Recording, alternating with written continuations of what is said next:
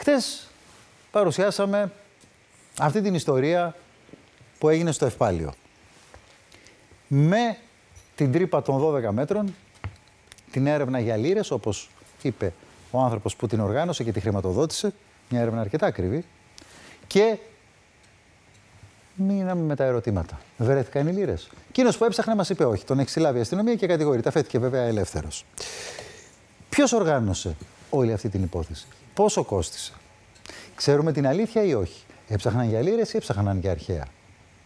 Τα ερωτήματα λοιπόν δεν έχουν απάντηση, σας το ξεκαθαρίζω από την αρχή. Όμως έχουμε μαζέψει καινούργια στοιχεία, σοβαρά στοιχεία, τα οποία καλύτερα να τα δείτε και θα τα αναλύσουμε παρέα μετά.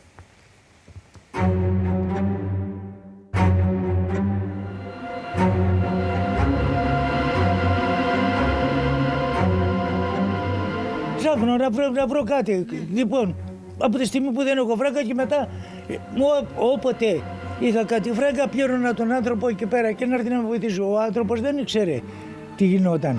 Σκοτεινά σημεία και περίεργες εξηγήσεις που το Live News θα φωτίσει. Έχει υπόθεση του 12μέτρου τούνελ στο Ευπάλιο. Το Live News μπήκε στο τούνελ και η εικόνα που αντίκρισε η Ελένη Σιμακοπούλου μιλάει μόνη της. Μια υπερκατασκευή αντάξια των αρτιότερων τεχνικών έργων. Μια κατακόμβη ή μια σύραγγα λαμετροπόντικας, αν προτιμάτε. Μια τρύπα ή σπηλιά όπως την είπε ο Καλιακμάνης, που απέτησε χρόνο και χρήμα, μηχανήματα και υλικά για να φτιαχτεί. Τα μηχανήματα ανίχνευσης μετάλλων που βρέθηκαν στην κατοχή τους ήταν πολύ ακριβά μηχανήματα που έχουν μεγάλη ευκρίνεια και μπορούν να ανιχνεύσουν ευγενή μέταλλα και χρυσό σε πολύ μεγάλο βάθος. Αυτό ενισχύει το σενάριο να βρήκαν κάτι ή αν δεν έχουν βρει να έχουν ανιχνεύσει κάτι σε πολύ μεγάλο βάθος και γι' αυτό το λόγο να μπήκαν στη σπηλιά και να έσκαβαν. Στο Live News θα μιλήσει ένας εκ των πρωταγωνιστών, ένας από τους δύο συνταξιούχους που έσκαψαν το τούνελ. Η ιστορία του γκρόσο μότο είναι η εξής. Έψαχνε να κάνει λίγο καλύτερη τη ζωή του, γι' αυτό και τα εγγόνια του. Πήρε το πρώτο ερεθισμά από έναν ανιχνευτή μετάλλων που χτύπησε και ύστερα άρχισε το σκάψιμο ακολουθώντας τα σημάδια. Μου είχε πει ο παππούς για να κάνω τη ζωή μου λίγο πιο. Γιατί πήγατε και σκάψατε τώρα εκεί σε εκείνο το σημείο, αν το σκάψατε εσείς μόνος σας όλο αυτό και δεν πήγατε κάπου αλλού? Υπήρχε κάποιος χάρτης? Γιατί πήγατε εκεί και δεν πήγατε 100 μέτρα παρακάτω? Συγγνώμη, εμένα είχα κάτι ραβδοσκοπικά και μου δείχνανε εκεί. Τα μυστήρια πολλά, τα σημάδια που λέει ο συνταξιούχος, οι χάρτες και οι θρύλοι της περιοχής, όλα ένα κουβάρι που τα καλύπτει η αδιανόητη λάμψη του απαστράπτοντα χρυσού. Ήταν όμως ο χρυσός ο στόχος ή τα αρχαία? Κομβικό σημείο αυτό το εκκλησάκι του Αγίου Νικολάου, το οποίο σύμφωνα με μαρτυρίες κατοίκων είναι τοπόσιμο και στο σημείο αυτό υπήρχε και αρχαίος οικισμός στην ευρύτερη περιοχή, κάτι που αναζωπυρώνει τα σενάρια. Πιο κάτω, σε λίγα μέτρα, καμιά 300 μέτρα, υπάρχουν κάποια αρχαία. Ήταν ένα παλιό χωριό που λεγόταν Ποτίδια, που οι κάτοικοι έχουν μετακομίσει πάρα πολύ και υπάρχουν κάποια αρχαία μνημεία. Ιστορίες χαμένων θησαυρών κάνουν πολλούς να ψάχνουν αυτόν τον ήχο. Αν τον βρουν, ίσως έχουν βρει το μυθικό Κιούπι με τις λίρες, πολλές λίρες, ικανές να κάνουν τη ζωή του καθενός μαχαραγιάδικη. Η αφήγηση από την Αγία Εφημεία Φωκίδας ενισχύει το μύθο των λιρών για την ευρύτερη περιοχή της Φωκίδας. Μας κάψανε τα κρεμμύδια, γιατί ακόμα ήταν οι Γερμανοί εδώ που είχαν βρει στο Αντάρτικο και δεξιοί και αριστεροί. Και δεξιοί και αριστεροί. Οι δεξιοί καλοπερνάγανε γιατί οι Εγγλέζοι έρχονταν και δίναν λίρες. Το χωριό του τούνελ, αμέτρητες οι μαρτυρίες των κατοίκων για το ένδοξο παρελθόν και τις ανασκαφές της περιοχής. Το βρήκαν, δεν ξέρω. Πάντως είχαν έρθει οι αρχαιολόγοι τότε που ψάχνανε. Του είναι τα αρχαία. Έχουν βρει τάφους πολλούς. Πάρα πιο κάτω είναι πάλι παλιά ποτιδάνια που φέραν και νερό, υπάρχουν. Εδώ λέγανε ότι είχαν λίρες, αλλά κανένας δεν βρήκε τίποτα. Εντάξει, λίγα πράγματα από ό,τι είχαν πει. Κάτι μια περικεφαλαία, κάτι τέτοια. Δεν ξέρω, ένα ξύφος, αυτά. Το θέμα του τούνελ και το μυστήριό του μοναδικό θέμα στο χωριό. Και πάνε και ψάχνουν. Ξέρω από τι είναι αυτά, δεν τα ξέρω. Λέω, έχω ακούσει ότι παίρνουν ένα ραβδί και πάνε και ψάχνουν στα βουνά. Βρήκαν κάτι τάφους εκεί στην εκκλησία πιο κάτω. Φέραν κάτι σύρμα να τα περιφράξουν, δεν τα περιφράξαν. Δεν τίποτα. Εκτός σας πήρε η βροχή της λίρες και τις πήγε κάτω. Δεν υπάρχει τίποτα. Τώρα από τους παλιούς πλένει αυτό, αλλά παντού κάτι φαίνεται, αφού είχαν εκεί θα ήταν μέχρι κάτω. Σε αυτά τα αχώματα ο πλούτος έρεε στα αρχαία χρόνια. Μπορεί αυτό να κινητοποιήσει τον κύριο Κώστα και το φίλο του? Κοντά στο σημείο της ανασκαφής βρίσκονται ερείπια από την αρχαία Ποτιδανία, μια πόλη που άνθησε τον 3ο αιώνα π.Χ. και μάλιστα έκοψε και το δικό της χάλκινο νόμισμα. Η ιστορία του συνταξιούχου, αν και είναι ολοκληρωμένη, δεν είναι άρτια, καθώς σε αρκετά σημεία προκαλούνται ευλόγα ερωτήματα. Όπως το γιατί κάποιος δαπανά πάρα πολλά χρήματα επί μακρό χρονικό διάστημα, με στόχο να βρει κάποια λεφτά που στο τέλος της ημέρας μπορεί να είναι και λιγότερα από όσα ξόδεψε για να πάει, όπως λέει, να δει τα εγγόνια του. Λέτε λοιπόν, πήγα από πάνω με το μηχάνημα. Μου χτύπησε το μηχάνημα, έσκαψα και δεν βρήκα τίποτα. Ναι. Και τώρα πήγαινα να τα μαζέψω για να φύγω, γιατί τελικά δεν έχει τίποτα. Αυτό ήταν όλο και όλο. Γιατί εκεί που κατέβαινα κάτω βρήκα νερό. Ο ίδιος θα μιλήσει για τον ανιχνευτή χρυσού που χτύπησε. Ερώτημα είναι γιατί αυτός ο ανιχνευτής δεν συνέχισε να χρησιμοποιείται για να δείξει αν υπάρχει σε κάποιο βάθος χρυσός ή όχι. Δεν θα ήταν πιο απλό αντί να βγάζουν αμέτρητα κυβικά χώμα, απλά να ακούσουν τον ανιχνευτή να μην ψάχνουν άδικα? Οι αρχές όμως λένε πως το τούνελ θα μπορούσε να σχετίζεται με υπόθεση αρχαιοκαπηλείας, γι' αυτό και η σύλληψη έγινε για παράβαση του νόμου περί αρχαιοτήτων. Ο ίδιος ο κ. Κώστας το αρνείται πάντως και με χαρακτηριστικό τρόπο δίνει τη δική του οπτική. Είναι ένας χρόνος, είναι 2 χρόνια, είναι 10 χρόνια, πόσο είναι, περίπου? Δεν θέλουμε. Είναι 150 χρόνια. Τι να σου πω. Κρατάς κρυμμένα μυστικά και ντοκουμέντα, κύριε Κώστα. Ό,τι θες το απαντάς και ό,τι θες μας το ρίχνεις στην τρέλα. Τώρα, μα πώς θα το κάνουμε? Δεν είχα λεφτά να πάω να δω τα γόνια μου και έσκαβα το μετρό στο Ευπάλιο. Ναι. Δεν θυμάμαι πότε είναι και είναι 150 χρόνια. Το θέμα σίγουρα για τον ίδιο είναι να μην του πάρει άλλα 150 χρόνια να πει στις αρχές για όσα λέει. Καθώς σύμφωνα πάντα με αστυνομικές πηγές, τα ευρήματα δεν μοιάζουν να έρχονται από κυνήγι θησαυρού, αλλά υποδηλώνουν πως ίσως κάτι άλλο αναζητούσαν οι άνδρες στο ιστορικό Ευπάλιο. Κάτι που δεν ξέρω αν θα το μάθουμε ποτέ. Λοιπόν, πρώτα απ' όλα βλέπετε την Ελένη Ασημακοπούλου και θα συνδεθούμε μαζί της, αλλά πριν θα σας εξηγήσω τι έχουμε εδώ στο στούντιο. Λένε φίλες και φίλοι ότι η μισή Ελλάδα ψάχνει θησαυρούς, λίρες, αρχαία ή δεν ξέρω και εγώ τι άλλο. Αν κανείς θέλει να ψάξει, πρέπει να ζητήσει μια άδεια. Μια νόμιμη άδεια. Εάν το κάνει την έρευνα χωρίς άδεια, είναι παράνομος. Και είναι αδίκημα. Αυτό για να είναι καθαρό το πλαίσιο, πόσοι ψάχνουν ξέρουν. Η αλήθεια είναι λοιπόν ότι ο κύριος Ασιδιανάκης είναι εδώ κοντά μας. Καλησπέρα. Καλησπέρα και ευχαριστούμε πολύ. Με τέτοια μηχανήματα σαν αυτό που βλέπετε, άλλα πολύ πιο αεραστεχνικά ή άλλα που μπορεί να είναι και ακόμα πιο ακριβά. Ακριβώς. Είναι εξοπλισμένοι πιο πολύ από όσους φανταζόμαστε στην Ελλάδα. Τι μπορεί να κάνει ένα τέτοιο μηχάνημα? Μπορεί να εντοπίσει λίρες, μπορεί να εντοπίσει θησαυρό. Θα το δούμε στην πορεία. Γιατί θα ξεκινήσουμε από την Ελένη, η οποία βρίσκεται στο εκκλησάκι αυτό που είναι κοντά στο σημείο που έκανε το λαγούμι ο κύριος Κώστας με τον άλλον κατηγορούμενο. Ελένη, για πες μας. Έτσι ακριβώς. Εδώ λοιπόν βρισκόταν η αρχαία πόλη Ποτιδανία ή Ποτιδάνια, όπως υπάρχει και ένα χωριό αυτή τη στιγμή που μιλάμε, λίγα χιλιόμετρα πιο κάτω από εδώ που βρισκόμαστε. Οι περισσότεροι γνωρίζουν για αυτήν την αρχαία πόλη. Ήταν το 3000 π.Χ.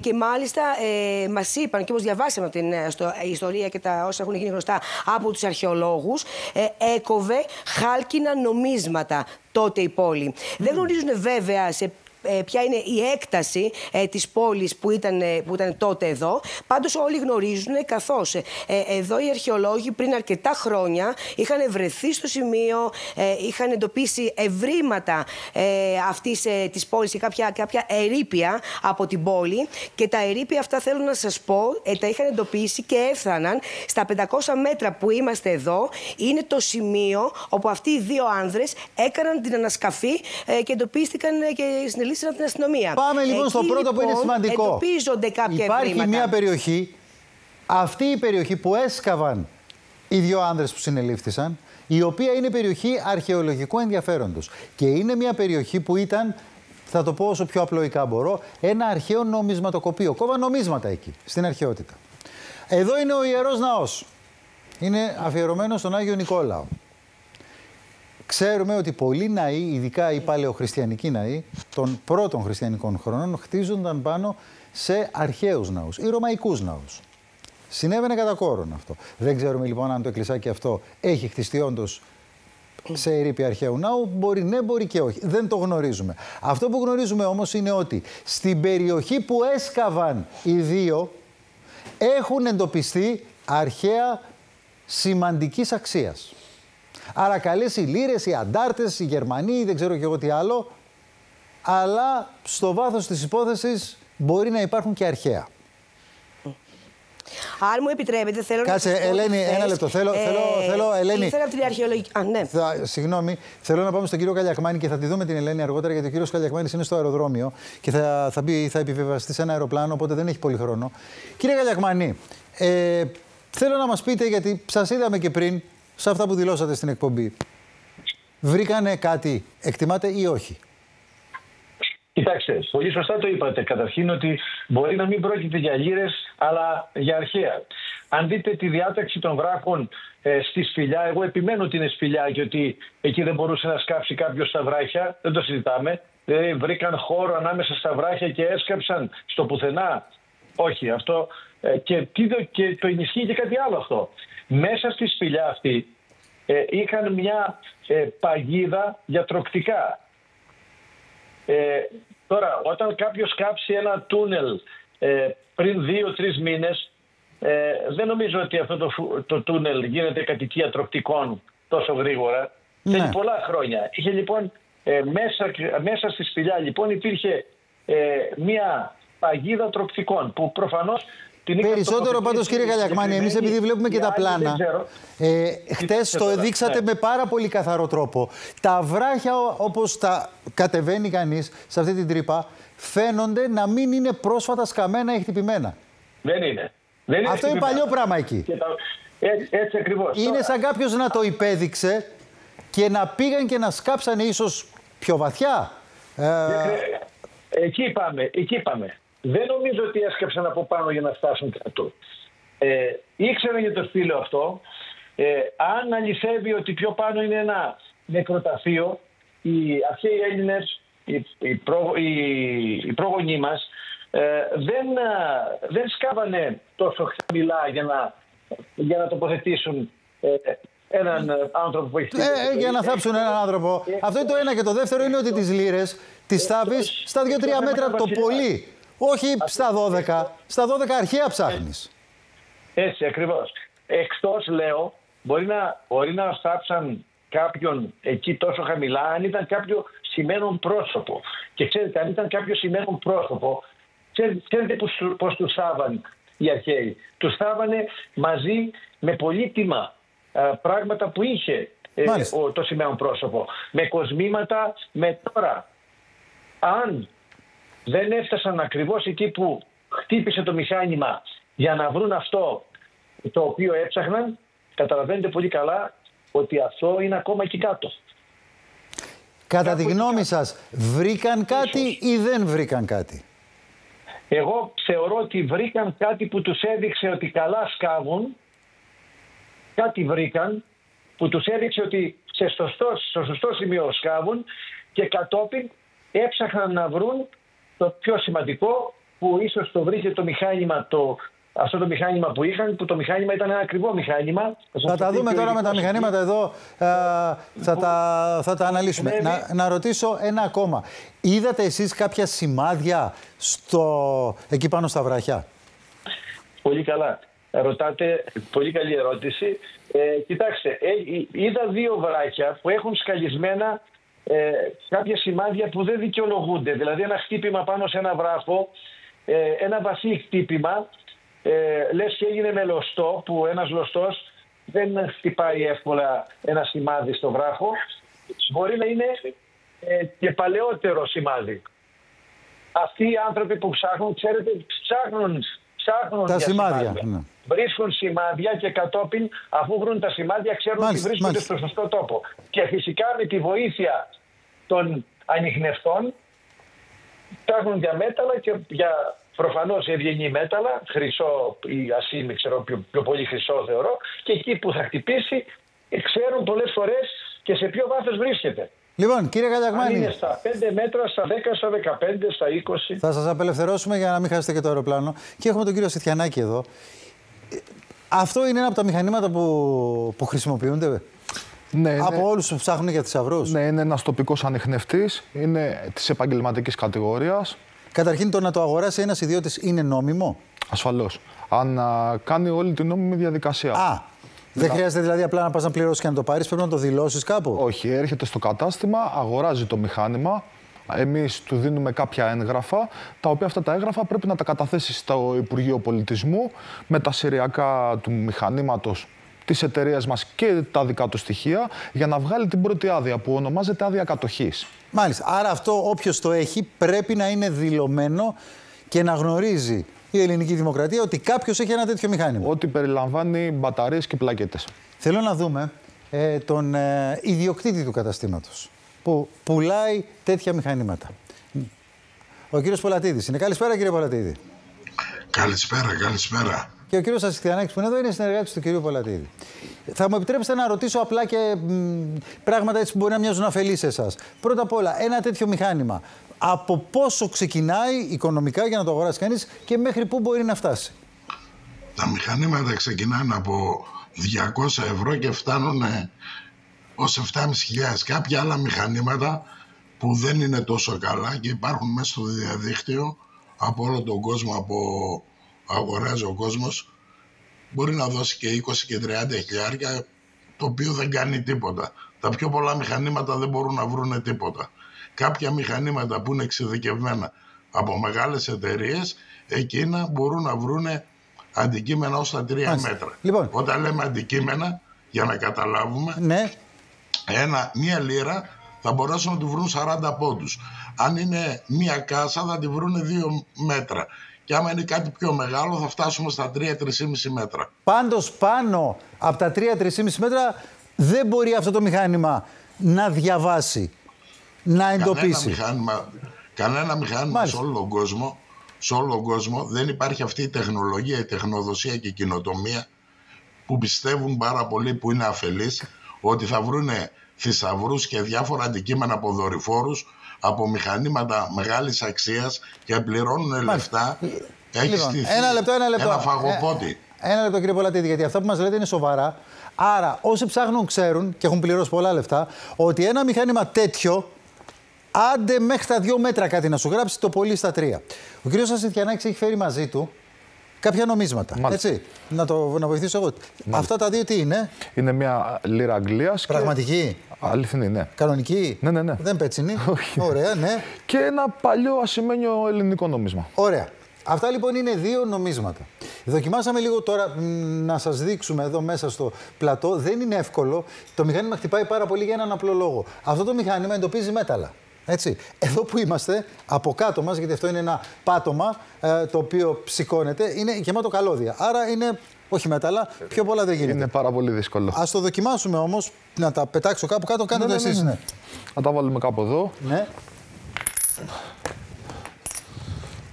Και να ανοίξουμε λίγο τον ήχο του μηχανήματος.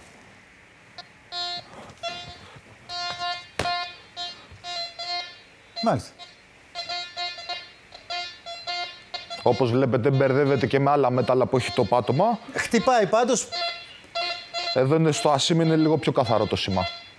Αν πάτε ας πούμε εδώ που δεν έχουμε τα νομίσματα, πάλι θα χτυπήσει γιατί έχουμε... Προφανώς μέσα στο πλάτο σας, ναι. Θα χτυπήσει. Να σκάψουμε.